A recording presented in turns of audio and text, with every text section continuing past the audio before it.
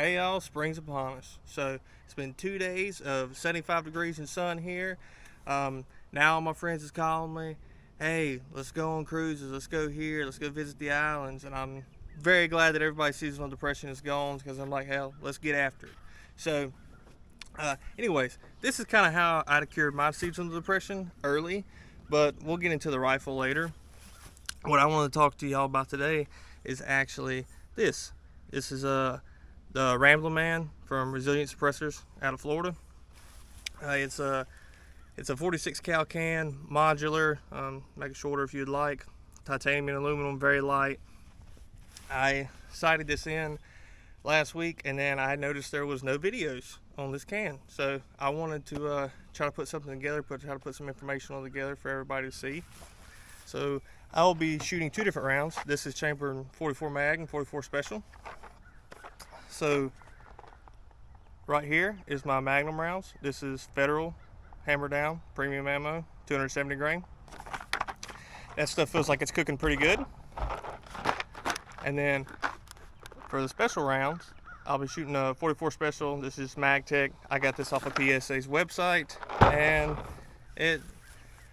we'll see how that shoots. It should be quiet. It should be about half the recoil of the 44 mag. It's great to train with, or if you're a smaller stature individual, you know, good for your wives, your girlfriends, your children, all those things to train with that if they can't shoot the Magnum all day long. So the way I actually am going to try to get a sound reading on both of these different types of rounds. So this right here, it is not the most expensive thing in the world. It's not going to measure to the highest decibel readings, but however, this is sponsored by my wallet, and it's not as deep as the people that could do the really nice audio studies. So anyways, gun is loaded up. With both of those, we're going to do 3 rounds of each, and then we'll do an average, and we'll talk about those later. So let's get to shooting.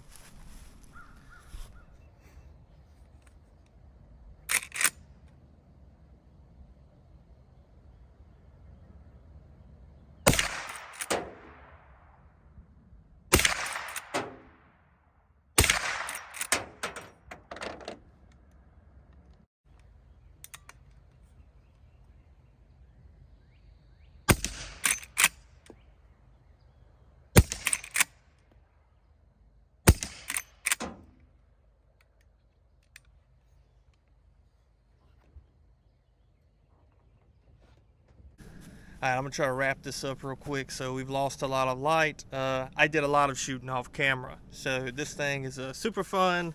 I'm like a bolt action guy. I like shooting precision rifles. But I've been really excited for this and put this together. And being able to just pick this up, it's lightweight. I mean, it's super small. Like on the ground, I don't know if you can even see it in the camera anymore. It's well below my waist. Not used to that, so super fun to run the action. I loved it. The can itself, so it never really got too hot or anything like that. It didn't have any back off, so with a lot of direct thread cans, there'll be, they'll have a little back off, and after about 3 rounds or so, they'll have to retighten it. I didn't have that issue with this. Checked it, tried it, no problems there. Another thing that I didn't mention is that it is it's 11/16 24 thread, so there's not very many cans that are coming direct thread with that on there. That's kind of actually one of the reasons why I went with this, and because there really, no options. So actually, it performed very well. So if you don't know, a lot of these bigger bore calibers are now starting to come with that new thread pitch. It used to be everything was 5/8 24, but now we're going to this odd 11/16 24. Not a lot of people have that in stock. They did awesome, no problem with the direct threads, no backing off. Another thing I'd like to talk about is I'm not going to shoot it in a short configuration, but if you wanted to, then all you would have to do is unscrew here. Not hard to do. You just unscrew here, just like that. You would take it all the way off, and then you would take the end cap and you replace the end cap. Now, this end cap is made for a 12-point socket. Okay. Personally, I have a bunch of hex head impact stuff. I work on big diesel trucks, American race cars. That's what we use. So I don't have a lot of 12 point sockets. A lot of that's going to be your European cars.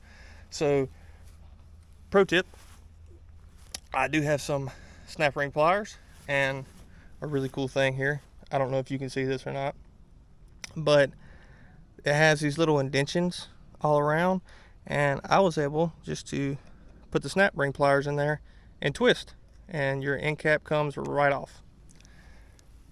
You take the end cap off, take this off, short configuration. Not what I'm going to use it for. It's not that it was too loud. I shot it with, I was sighting it in with the Magnum. I tried it short, and it was just a little too poppy for me.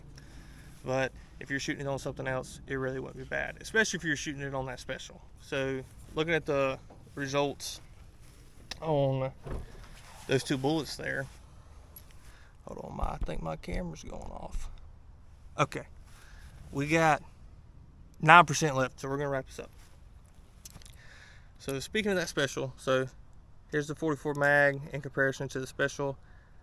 There's not a giant size difference, however, just twice the powder that's loaded into this, and you can feel it. That thing's definitely zooming down through there. Didn't have a chrono for this setup. You wouldn't use one for this. This is a close range gun, so you don't need one for that. But the results basically is that the 44 mag was about 15 decibels above the special, and so the way decibel readings work is they go across a logarithmic scale. So logarithmic scales work on a power of 10. So every 10 you go up is going to be twice the amount. So if you're at 10, it's, twice the sound. If you're 20 higher, you're 4 times the sound, and so forth and so on. So this being 15, it falls right in between the 4 times as loud and 2 times as loud. No, it does not equal 3. It's not a linear relationship. Google what a logarithmic graph looks like. I'm an engineer by trade. I understand it, but simple Google and you'll get it too. That's not too hard to understand. But yeah, I mean it performed absolutely great. I have no complaints really at all, and I'm very, very happy with the purchase so far. We'll get a lot of rounds on it and maybe get back to you on a long review. Y'all take it easy.